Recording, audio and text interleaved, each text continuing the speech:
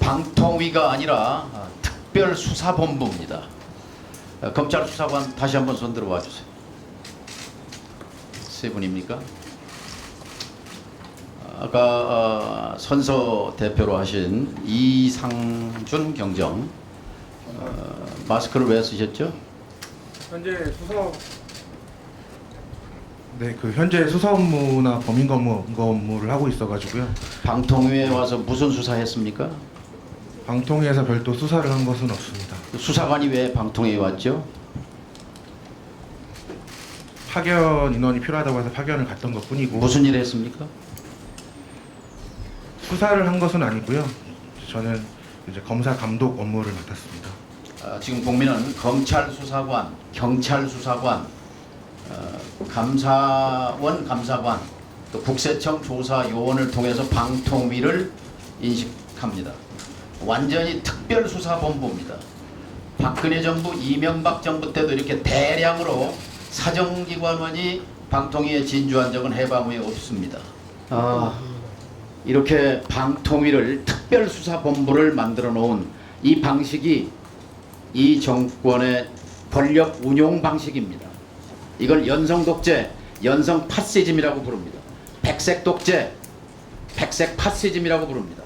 형식은 삼권 분립과 그리고 형식 기구들을 작동하지만 내용으로 보면 다른 수단에 의한 민주주의라고도 부릅니다.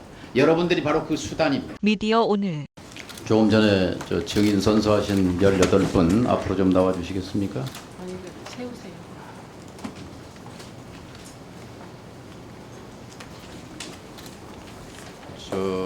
맨 앞에 증인석 앞으로 좀 와주세요.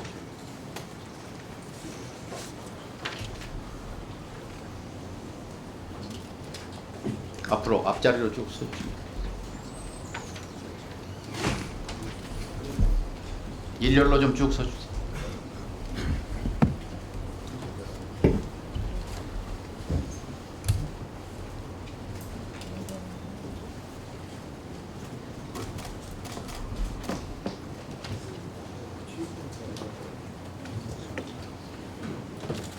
여기 검찰 수사관 손 들어보세요.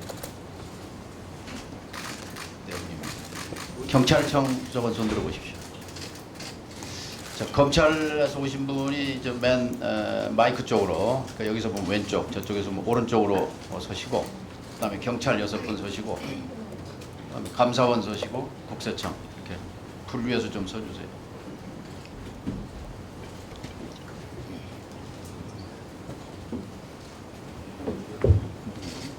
검찰 다음에 경찰, 경찰 다음에 감사원, 국세청.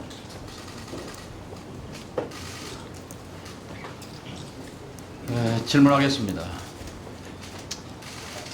방통위가 아니라 특별수사본부입니다. 검찰 수사관 다시 한번 손 들어와 주세요. 세 분입니까? 아까 선서 대표로 하신 이상준 경정, 마스크를 왜 쓰셨죠? 현재 수사 업무나 범인 검무를 하고 있어가지고요. 방통위에 와서 무슨 수사했습니까? 방통위에서 별도 수사를 한 것은 없습니다. 수사관이 왜 방통위에 왔죠? 파견 인원이 필요하다고 해서 파견을 갔던 것뿐이고. 무슨 일 했습니까? 수사를 한 것은 아니고요. 저는 이제 검사 감독 업무를 맡았습니다. 수사를 한 건 아니다. 추원호 수사관. 네. 예. 울산지검에서 파견 오셨는데 울산지검에서까지 방통위로 파견 올 만한 특별한 이유가 있었습니까?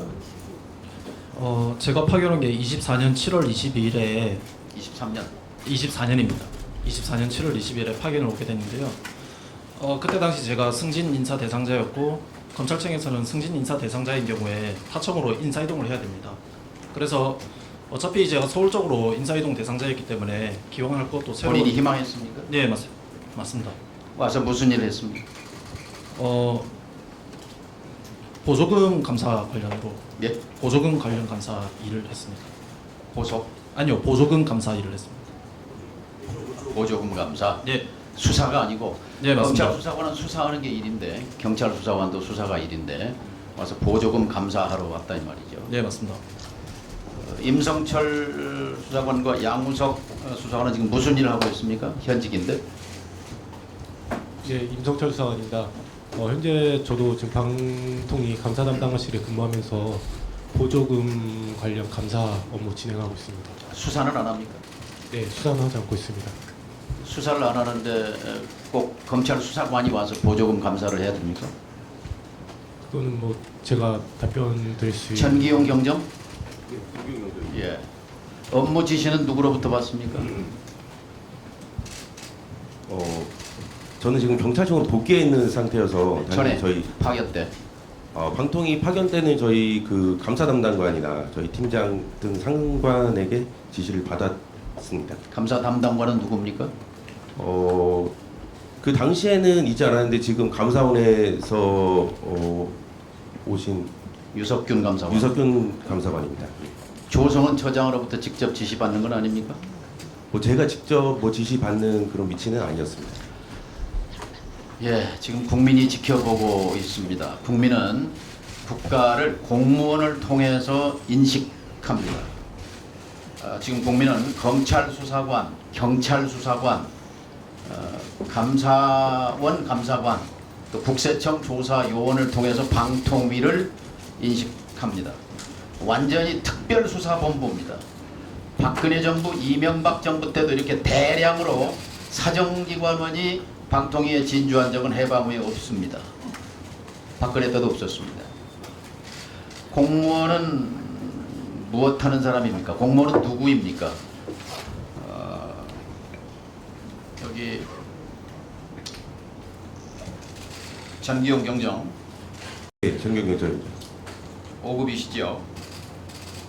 헌법 5급이라 할 수는 없지만 경정입니다. 예, 헌법에 공무원의 신분과 지위를 규정하고 있는 조항이 있어요. 헌법 7조 내용 혹시 아십니까? 뭐 구체적인 내용까지는 모르겠습니다. 검찰 수사관 세 분 중에 누구 아는 분이 있습니까? 헌법 7조 공무원은 누구인가? 대답해 보십시오. 세 분 아무도 몰라요? 감사원에서 오신 네 분 헌법 7조 공무원은 누구인가? 아는 분이 있어요? 공무원 아마 임용 교육 때 받았을 겁니다. 헌법이 130개 조문인데 헌법 7조에 공무원은 국민 전체에 대한 봉사자다. 국민 전체에 대해 책임을 진다. 그리고 신분과 정치적 중립은 법률로 보장된다. 이게 핵심입니다.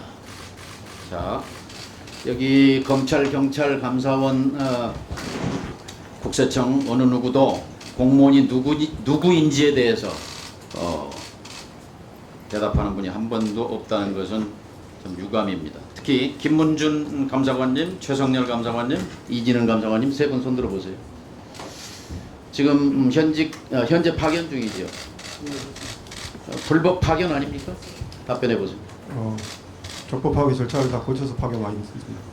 1년 이상 그 파견 기간이 되면 인사혁신처의 승인을 받아야 되는데 승인 받았습니까?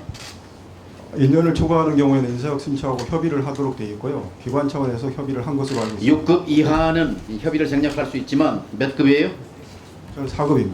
4급, 5급은 반드시 1년 이상 되면은 인사혁신처의 승인을 받아야 합니다. 일체 협의도 없었고 승인도 없었습니다. 불법 파견입니다. 즉시 원대 복귀해야 합니다. 동시에 행안부에 정원 감사 요청해서 받아야 합니다. 과방위의 의결로 감사 실시를 요청합니다. 요청을 이렇게 방통위를 특별수사본부를 만들어 놓은 이 방식이 이 정권의 권력 운용 방식입니다. 이걸 연성 독재, 연성 파시즘이라고 부릅니다. 백색 독재, 백색 파시즘이라고 부릅니다. 형식은 삼권 분립과 그리고 형식 기구들을 작동하지만 내용으로 보면 다른 수단에 의한 민주주의라고도 부릅니다. 여러분들이 바로 그 수단입니다. 국민들은 깜짝 놀라고 있습니다. 이렇게 많은 18분이 지금 방통위에 파견됐었거나 현재 8명 또 감사관까지 9명이 외부에서 와서 진주하고 있습니다. 여러분은 파견 명령 받아서 왔을 뿐이지만 공무원은 국민 전체에 대한 봉사자입니다. 국민에 대해 책임을 져야 합니다. 그렇기 때문에 정년을 보장하고 그리고 특별한 지위를 누리는 것입니다. 그리고 정치적 중립을 법으로 보장하고 있습니다. 그런데 여러분은 정권의 도구로서 일하고 있습니다. 방통위는 특별수사본부로 전락했습니다. 이걸 해소해야 합니다. 저는 방통위의 사정기관 진주를 방지하는, 금지하는 법안을 준비 중에 있습니다. 이 법을 곧 과방위에 제출할 것입니다. 들어가십시오. 네, 어서 들어가십시오. 수고하셨습니다.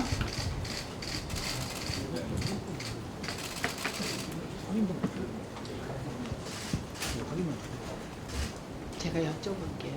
예. 아니, 들어가서 앉으십시오. 예.